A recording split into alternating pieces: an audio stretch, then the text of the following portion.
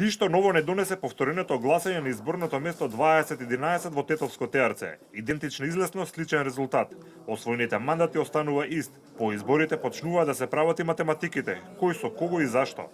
Според дел од експертската јавност, изборниот резултат од ТРЦ бил само доказ дека ново избирачко место немало ниту бугарски возови, ниту некои други нерегуларности кои би влијаеле на резултатот.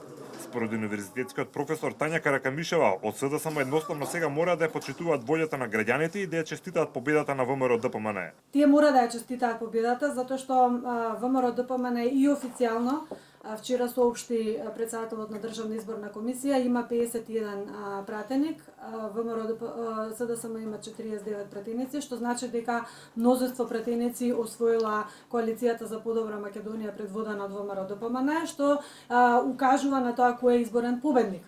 Во однос на тоа кој со кого ќе направи коалиција, Каракамишева смета дека е многу веројатно досегашните коалициони партнери ВМРО ДПМН и ДУИ повторно да ја формираат новата македонска влада. Мислам дека ДУИ е многу прагматичен и е рационален во делот на тоа да се избере коалициониот партнер, бидејќи од една страна ги има сите албански партии заедно со СДСМ, кои што веќе стана проалбански фактор, кои кога ќе треба да се дели колачот, на многу ситни делови треба да се дели.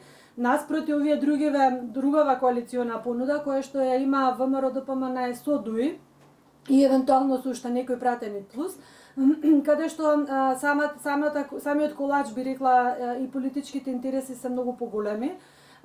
Така што мислам дека Али Ахмети е прагматичен и умен политичар кој што знае да ги процени интересите на сопствената партија. И покрај тоа што од СДСМ не ја честитаа победата, вчера со соопштение се јави од ВМРО ДПМН, во кое велат дека по повторувањето на изборниот резултат, тие веќе влегуваат во процес на формирање на новата влада, а им честита и на теарчани за како што велат спречувањето на постизборниот инженеринг.